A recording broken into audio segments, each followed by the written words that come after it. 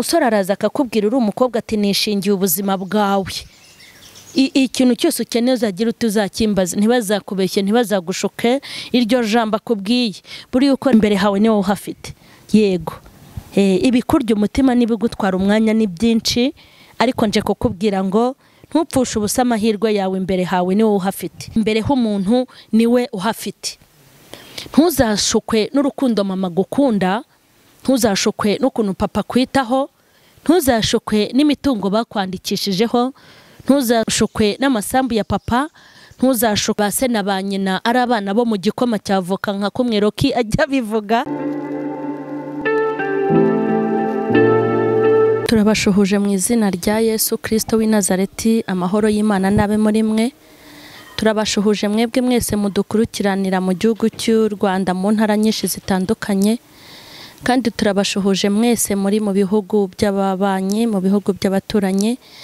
By'umwihariko turimo turasuhuza urubyiruko ahantu hose muri aho muri mu bigo by'amashuri, aho guma mu kigo na guma mu karere, natwe turi muri guma mu rugo, aho muteraniye hose, abari ku ishuri, abari mu rugo, abari ahantu henshi hatandukanye mu bihugu bitandukanye. Ndi kwibanda ku rubyiruko kuko uyu munsi nateguye icyigisho kandi kizaba ku ma episode cyitwa Tegura imbere hawe. Ndimo rero ndasuhuza urubyiruko rwiga, ndasuhuza urubyiruko rwarangije, ndasuhuza urubyiruko aho muri hose hirya no hino. Muri abantu bakomeye, muri amaso yacu y'ejo hazaza ubwo tuzaba tutakibona, kandi muri amaboko y'igihugu, muri amaboko y'itorero, muri amaboko y'imiryango yanyu ubwo bamwe bazaba bananiwe cyangwa bararangije urugendo rwabo. Imana iri kubateguramo ibintu byinshi kandi bikomeye. Ndabashuhuje rero cyane, muri abantu twubaha kuko ni mwebwe imbere hazaza. Imana y'amahoro nibaha umugisha. Ndasuhuza urubyiruko mu baririmbyi, ndasuhuza urubyiruko mu badakijijwe, mu badasenga, kuko mwese muravanze kandi murahari, ariko ndifuza kwiyegereza urubyiruko muri uyu mwanya. By'umwihariko ndashaka gusuhuza urubyiruko cyane aho muri, ndababwiye ngo nimukomere, muri imbaraga Imana ishobora gukoresha iby'ubutwari, muri imbaraga igihugu cyakoresha, muri imbaraga yakorera imiryango, muri imbaraga zigomba kwikorera, muri imbaraga zigomba kuziteza imbere. Imana irabakunda kandi natwe turabakunda, muri abantu bakomeye. Rero ndabashuhuje cyane kandi Imana y'amahoro ibaha umugisha. Nkuko nagiye mbabwira ko kuri M.Charlene official nzagenda mbashyiriraho impuguro z'uburyo butandukanye. Mwajyagamo mpamagara muri benshi cyane urubyiruko, mukambwira ngo mbese kuki utadutegurira. Uko biri kose burya gutegura ibintu si ibintu umuntu yishyiramo ukuntu, ni ibintu bizirigiye kandi bikazanwa n'Imana, kandi y'ibintu bije bizanywe n'Imana bigira umumaro kuruta ibintu natekereza ngakubitaho. Rero Imana yabonye ko namwe mukeneye inyigisho n'impuguro, muzajya mukomeza mukurikirane iki kiganiro cyitwa Tegura imbere. Tegura imbere niko iki kiganiro cyitwa. Hazaba harimo ijambo ry'Imana, hazajya habarimo amahugurwa, hazajya harimo inyigisho, hazajya harimo inama, ni ibintu byinshi bitandukanye. Iki kiganiro cyitwa ngo Tegura imbere hawe rubyiruko. Tegura imbere hawe. Hanyuma rero ndabashuhuje cyane. Hari abo twagiye tubana mu bigo by'amashuri, aho nagiye nkorera ibiterane hatandukanye.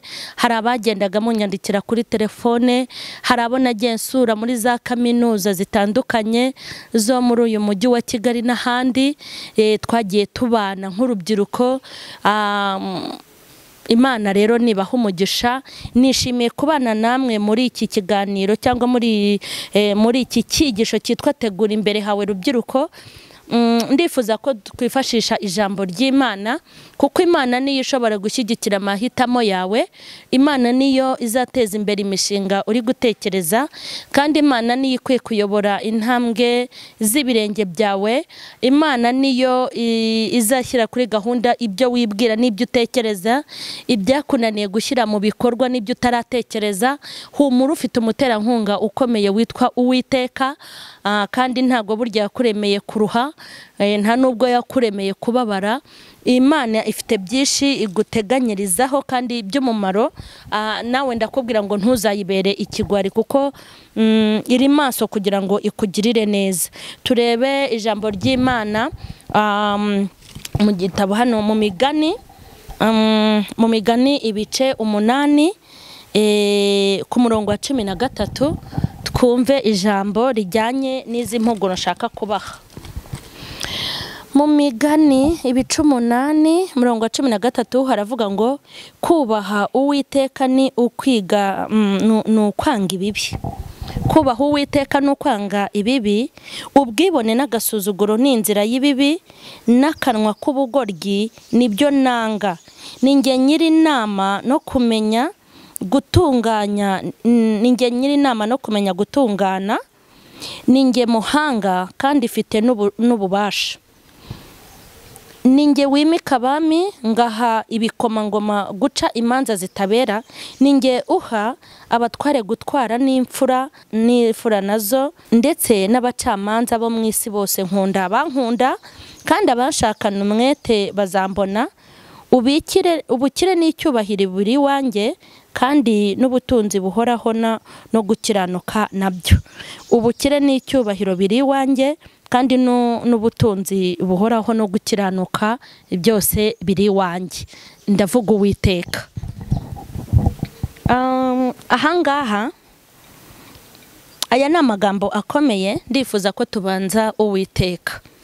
Uwo uri we wese mu mishinga ufite no mu migambi ufite, muri gahunda urimo n'ibyo wibwira n'ibyo utaramenya, nagira ngo nkubwire ngo ujye uragiza imigambi yawe umuremyi wa twese ari we Uwiteka.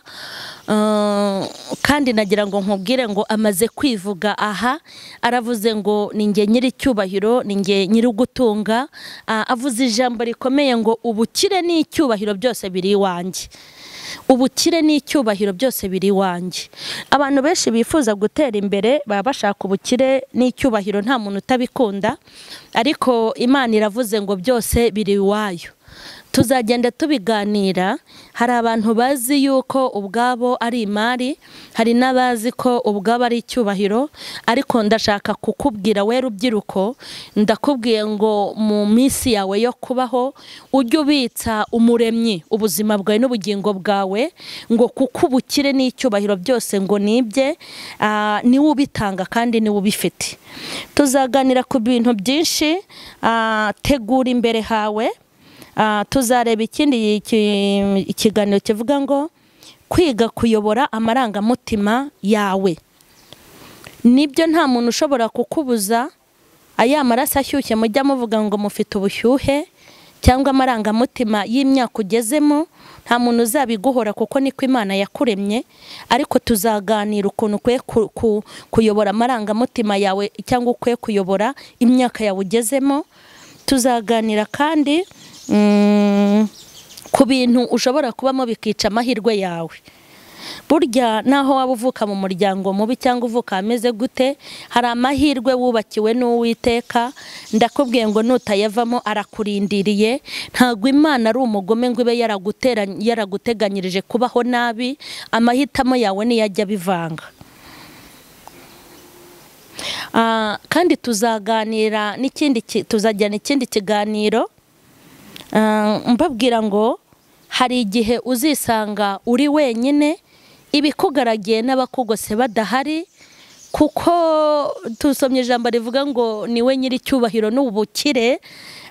Bishatse kuvuga ngo mu bintu wizeye ugiye kwishingikiriza ku Uwiteka. Ba anti na anko, ba dadi na mami bajya bapfa cyangwa bagafungwa, bajya barwara cyangwa bakamugara, bagira imbogamizi nyinshi zatuma batongera kukwitaho. Tuzabireba. Tuzareba kandi tuzareba ukuntu urubyiruko mugira imbaraga, ari nayo mpamvu mukwiye gukora mugakoresha imbaraga Imana yabahaye mukizifite, kuko hari igihe uzakenyezwa hanyuma ujyanwe aho udashaka, igihe umusatsi uzaba wabaye umweru kandi wari umukara, igihe uzaba utakimanura ipantaro ngo wambare poketi, ahubwo uzaba urwana no kuyizamura, igihe uzaba utakerekana amaguru yarajeho iminkanyari, ahubwo ushakisha byakubita ihuku utambaye uri muto ukabyambara nyine ushaje, ni igihe nyine uzaba utakigenda widunda, burya ibihe birarutana. Rero mu myaka ufite y'ubusore n'imbaraga ujye ubikoreshamo ibyiza kugira ngo witeganyirize. Tuzareba ukuntu urubyiruko mujya mutinda ku bintu bizashira, mukananirwa gutinda ku bintu bitazashira, kandi hari n'ibintu bishira bikagira icyo bibasigira. Tuzareba ukuntu mufite imbaraga, kandi izo mbaraga muzikoresha ahanini ku bintu birangira. Niyo mpamvu hari ibintu bitarangira byanarangira bikagusigira imbere hawe, ari byo dukwiye gutindaho.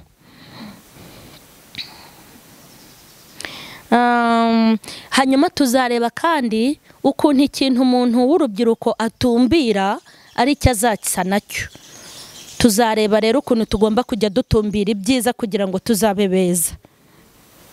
Tuzareba ukuntu ibyo umuntu abibana ibyo azasarura, aho umuntu ahinga niho azabiba, kandi aho umuntu abiba niho azasarura. Tuzabireba.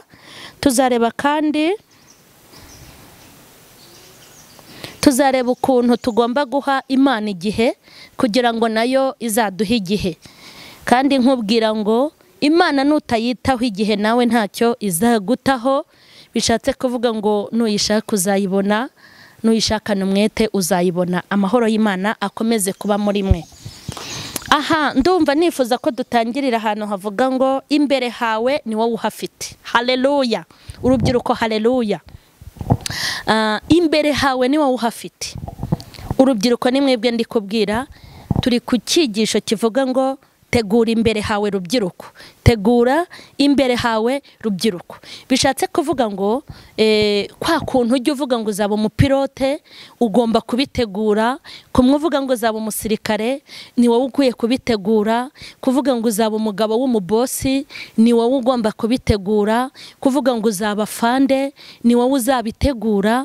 Kuvuga ko waba perezida, ni wowe uzabitegura. Kugira ubwenge mu ishuri, ni wowe ukwiye kubitegura. Kuzaba umusitari ukaba icyamamare, ni wowe uzabitegura. Narinje kukubwira ngo ni wowe uzategura imbere hawe. Iki kintu ntago mukizi, kirabihishe. Kukubwira ngo tegura imbere hawe birakugora cyane nkawe ufite ababyeyi. Umubyeyi watangiye kugukoreshereza anniversaire ufite umwaka, wagira imyaka ibiri akagukoreshereza indi, biragoye kubikubwira. Cyane ko wicaye uzi ko abazategura imbere hawe bahari, ariko buryo uko ni ukwibeshya gukomeye. Ntago bahari, ni wowe uhari. Nudategura imbere hawe ndakubwije ukuri ntawe uzahagutegurira. Kubera iki? Mama ashobora kukwitaho primaire yose, ariko mu gihe cya secondaire mama akazaba atagihari. Yaba nahari akagira imbogamizi zituma adakomeza kukwitaho, aho bizagusaba kwiyitaho. Niyo mpamvu shaka kukuganiriza muri uyu mwanya ngo ngere utekereze, kuko Imana yaguhaye ubwenge. Ongera wicare wisuzume, ukanguke, ntushukwe n'ibikugose, ntushukwe n'ibikuzengurutse. Umenye ko ibintu byose ubona bijya bishira bikarangira, kandi umenye ko hari aho uzisanga usange uri wenyine. Niyo mpamvu imbere hawe ni wowe ukwiye kuhategura. Wishukwa rero n'izo anniversaire mama na papa birirwa bagukorera cyangwa n'inshuti. Wishukwa n'ifiriti n'inyama n'amafi birirwa bakugaburira. Wishukwa n'ibipangu bya papa wawe. Wishukwa n'izo modoka ziparitse aho ngaho. wishukwa n'abakubwira ko bagukunda, wishukwa n'abakwereka ko bakwitayeho, wishukwa n'abakwereka bakoherereza imitima muri telefone, wishukwa n'amagambo birirwa bakubwira ngo baragukunda, ngo uri mwiza, ngo uri bogari, ngo uteye. Byigushuka ibyo bintu, byigushuka ibintu byose birashira, ariko ibyo witeguriye wowe ntago bijya birangira ari ukurangiye. Amahoro y'Imana nabe muri mwe, ndabakunda cyane. Tegura imbere hawe ni wowe uhafite. Imbere hawe ni wowe uhafite. Nushaka ko haba heza hazaba heza, kandi nushaka ko haba habi hazaba habi. Hazaba habi nuhategura nabi, hazaba heza nuhategura neza. Nongere nkubwire ngo Imana igishyigikira amarangamutima y'umuntu meza. Haleluya. Kimwe nuko na shitani ajya ashyigikira amarangamutima y'umuntu mabi. Buri wese muri iyi afite umuterankunga. Iyo uri mu Imana, shitani ashyigikira ububi bwawe kugira ngo mukorere, kandi iyo uri mwiza ufite imishinga myiza, Imana iragushyigikira aho utabasha kugera ikahakugerera, ibyo utashobora ikabishobora. Nje kukubwira ngo ufite umuterankunga ukomeye mukuru witwa Imana. Ntabwo nzavuga abafite ababyeyi gusa, nzabavuga mwese n'abatabagira. Muhumure. Ubwo dufite umuterankunga hano witwa Imana, niyo imaze kwivuga hano mu migani, yatubwiye ngo ni nge nyiri icyubahiro ngo ndetse n'ubutunzi. Haleluya. Ngo yimika abami ikimukura abandi, mbese ngo ikora icyo ishatse mu ngabo zo mu isi no mu ngabo zo mu ijuru. Bishatse kuvuga ngo ntabwo umuterankunga arahari. Imana nishimwe cyane. Imbere hawe rero narindi kubwira ko ari wowe uhafite. Imbere hawe ni wowe uhafite. Imbere hawe ni wowe uhafite. Kandi tuzagenda tubiganira. Nzakubwira ngo iterambere ryawe ntago rizaba mu mashuri gusa. Nzajya nkubwira nkwereke nabo yapfiriye ubusa. Nzakubwira ngo iterambere ryawe ntago riri ku gihagararo. Nzakwereka abasore bapfuye ubusa bagifite. Ntago iterambere ryawe mukobwa riri ku miterere yawe. Ntago iterambere ryawe riri ku miterere yawe ngo uvuge ngo mu bakobwa bazabwahagera na sindimo kubera amaso meza mfite, ngo uvuge ngo Imana yampaye amaguru meza mfite igikuriro. Ntago iterambere ryawe riri ku maguru meza, ntago iterambere ryawe riri kuri iryo tako, nta nubwo iterambere ryawe riri ku gihagararo ufite. Wenda ube misi, uza buri misi w'isi yose. Nje kukubwira ngo iterambere ryawe riri muri wowe, kuko hari abantu twabonye bafite ibyo byose kandi bapfuye ubusa. Bapfira ubusa igihugu, bapfira ubusa imiryango yabo, bapfira ubusa itorero, nabo ubwabo bipfira ubusa. Iterambere ryawe ni wowe urifite. Nzabigisha ukuntu nta kintu mugomba kubakaho na kimwe, kuko ibintu byose birahirima bigasenyuka, ariko icyo wiyubakiye nakubwiye ngo nuba mwiza Imana izagutera iki? Izagutera inkunga. Imbere hawe ni wowe uhafite. Ndumva nifuza ko ariho dushaka guhera. Ndifuza gutangira nkubwira ngo imbere hawe ni wowe uhafite.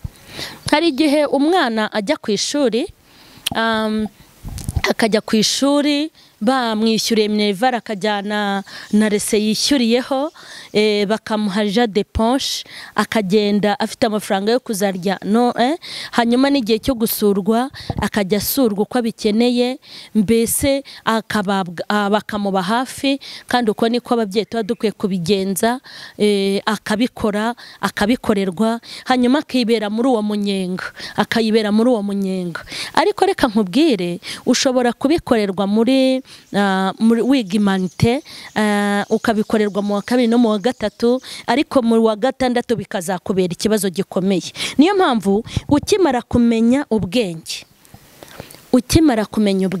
kuko burya hari igihe umuntu amara ari urubyiruko agatangira kumenya ubwenge. Burya wa munsi uba watangiye kumenya ubwenge, cya gihe uba ujya kwiyogoshesha uti banyogosha igipara, ugataha wababaye warize ngo dore igipara, kandi ari igihe bakikogoshaga icyo gipara. Ari igihe bakogoshaga igipara ntubabare, nuko wari utarakura. Ariko bamara kukogosha ngo bakogosha igipara ugatahurira, ukavuga uti izi ngizo yarota umusatsi umeze atari ko yazagira urongera wibeshye anyogosha igipara. Burya uba watangiye kuba umuntu mukuru. cya gihe nyine utangire nyine ukumva nyine kariya gasore ndagakunda, kariya gakobwa ni keza, mbese watangiye kugaragaza amarangamutima y'ubukure. Icyo gihe nicyo nshatse kukubwira ngo ntugashukwe n'ibyo ukorerwa n'ababyeyi, ntugashukwe n'igihe ugezemo, ujye uhita utangira utekereze imbere hawe. Gutekereza imbere hawe utarahagera nibyo byiza, kuko iyo utangiye gutekereza imbere wahageze ubura icyo ukora, kuko hari n'igihe ushobora kwifuza gukora ibyo wagombaga gukora kera ukabikora watinze, ntibigire icyo bimara. Mu mazamuka yawe ndifuza kuzajya utekereza ku by'ubuzima bwawe, ugatekereza ku by'ubuzima bwawe, ugatekereza ku iterambere ryawe, ugatekereza kuri ayo maraso yawe afite ubushyuhe, ugatekereza icyakwica, ugatekereza icyagukiza, ugatekereza ikintu cyatuma utera imbere, ugatekereza ikintu cyatuma utsinda mu ishuri, ugatekereza ikintu cyazatuma uba umukobwa mwiza ugakura neza, ugatangira kubitekereza. Nubwo abantu benshi batekereza ku buzima bwabo babaye imfubyi, abandi bagatekereza ku buzima bwabo ibyo bari begamiye bihirimye, abandi bagatekereza uko bazabaho ari uko abari bababeshejeho badahari. Nge numva ikintu cyiza ari ugutekereza ku buzima bwawe utarabugeramo. Noneho naho wazanakura ufite ababyeyi, ariko nawe iyo ukuze ufite ababyeyi waritekerejeho, nabo bakuboneraho umugisha, ntibicuze icyatumye bakubyara. Imbere hawe ni wowe uhafite. Nicyo kiganiro nifuje ko dutangiza kivuga ngo imbere hawe ni wowe uhafite. Hari igihe umuntu agushuka ngo aragukunda akakubwira ko ari we uhagufitiye, burya ntazakubeshye ko yagukunze niko azakunda abandi. Yego, mufite ibintu byinshi bibashuka bikababeshya. Umusore araza akakubwira uri umukobwa ati nishingiye ubuzima bwawe, ikintu cyose ukeneye uzagira utuzakimbaza, ntibazakubeshye, ntibazagushuke iryo jambo akubwiye. Buri ukoresheje ubugenzuzi wasanga kuva yamenya ubwenge no mu myaka agezemo wasanga araribwiye abakobwa nka 200. Ubwo se koko babarira umbwire, yaba yarananiwe gutunga bashiki be akazabasha kwishingira ubuzima bw'abakobwa 200 nawe ubwe kandi atishoboye? Ntago bishoboka. Imbere hawe ni wowe uhafite, imbere hawe ni wowe uhafite. Yego, ibikurya umutima n'ibigutwara umwanya ni byinshi, ariko nje kukubwira ngo ntupfushe ubusa amahirwe yawe. Imbere hawe ni wowe uhafite. Kandi mu bantu Imana yaremeye kuzagira umumaro urimo. Ntabwo Imana yakuremye ngo uzabe umujura, ntabwo Imana yakuremye ngo uzabe umwisikoro, ntabwo Imana yakuremye ngo uzajye kunywa urumogi, ntabwo Imana yakuremeye kuba indaya no gukuramo inda. Imana yakuremeye kuzaba umukobwa mwiza ukaba n'umugore mwiza. Imana yakuremeye kuba umusore mwiza ukaba umugabo mwiza. Amahitamo yawe niyo azaba mabi ukaba mubi, ariko nje kukubwira ngo umugambi w'Imana kuri wowe ni mwiza, ntabwo ari mubi. Hanyuma muri iki cyigisho cyitwa tegura imbere hawe rubyiruko, naha twari dutangiriye havuga ngo imbere h'umuntu niwe uhafite. Ntuzashukwe n'urukundo mama gukunda, ntuzashukwe n'ukuntu papa kwitaho, ntuzashukwe n'imitungo bakwandikishijeho, ntuzashukwe n'amasambu ya papa, ntuzashukwe na bya binote bye, ntuzashukwe n'amakonte ye, ntuzashukwe n'imiturirwa ya bene wanyu, ntuzashukwe nabyo, kuko burya hari abana bashobora kuguha ubuhamya. Nitugira Imana tukabona abo tuzagenda dutumira muri iki kiganiro tuzabatumira, kuko ngewe hari abantu niyiziye bari bafite ba se na ba nyina ari abana bo mu gikoma cyavoka nka kumwe Roki ajya bivuga, ariko ejo bundi bikanga bigahinduka, kuko uyu mubumbe ni mubi uhora wikaraga. Abari hejuru bakajya hasi, abari hasi bakajya hejuru. Mama wawe agakena atabiteguye, papa nawe akabibura kandi atari ko yabishatse. Niyo mpamvu nagira ngo nkubwire ngo imbere hawe hategura ukimara kumenya ubwenge. Kandi gushobora gutegura imbere hawe bizakunda, kuko icyo urubyiruko rwashatse rukigeraho. Ujye ureba buryo ki utangira kubyiruka ukumva agasatsi kawe nyine ugomba kugakoraho, ukumva furesheri zawe ntizigomba kubura, wabona akenda keza ukumva urakararikiye. Nyamuneka nyamara icyo wararikiye ukakibona, waba ugikuye heza cyangwa habi, icyo mwitumye ndabizi ko mujya mukibona, witeguye kandi ugategura n'imbere hawe wabigeraho, kuko nzi neza ko muri mwebwe harimo ubwenge ndetse n'ubushobozi. Imbere hawe ni wowe uhafite. Ntihazagire rero ikintu kigushuka. Nabibabwiye ngo hari abantu biga ariko amashuri akabapfira ubusa, hari n'abantu baba bafite ibintu byinshi ariko bikabapfira ubusa, ariko nuzaba warateguye imbere hawe hazakugirira umumaro.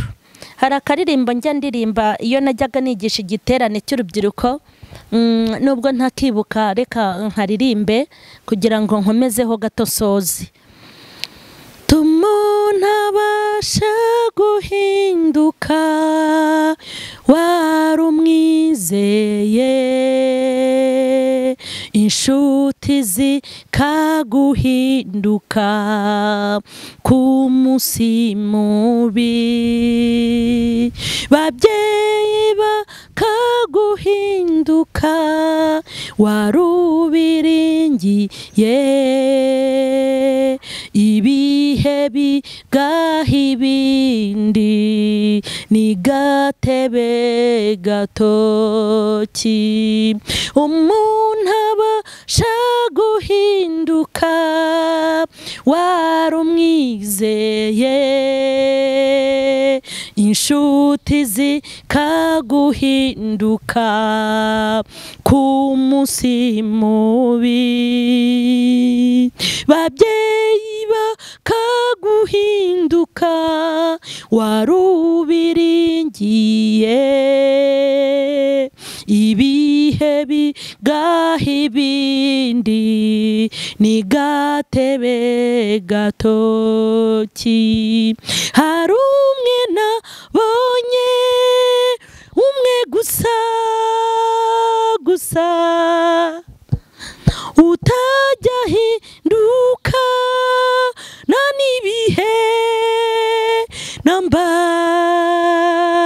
izina rye ni Kristo Mesiya. Hari umwe nabonye, umwe gusa utajya ahinduka na n'ibihe namba, izina rye ni Kristo Mesiya. Bikomeye murajyana akakujya imbere, agaca inzira ho zitari ugatambuka, agakura ibishobora kugutembana, kuko atari nk'umwana w'umuntu wagutererana. Hari umwe nabonye, umwe gusa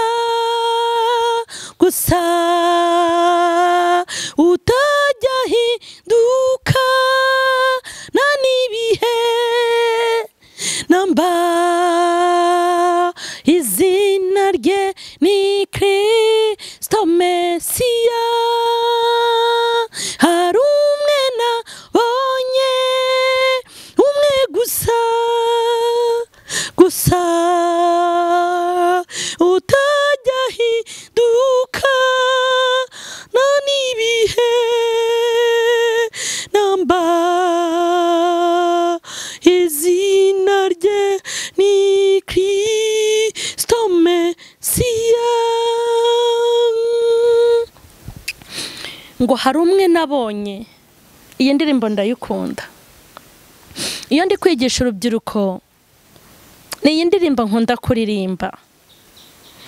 Ngo umuntu abasha guhinduka, abantu bagahinduka, ubuzima bugahinduka, imiterere igahinduka, igihagararo kigahinduka, amashuri bikaguhinduka, ngo n'ababyeyi bakaguhinduka, inshuti n'abavandimwe bakaguhinduka, kandi ikintu gikomeye cy'abantu ngo nuko bose baguhinduka ku munsi mubi.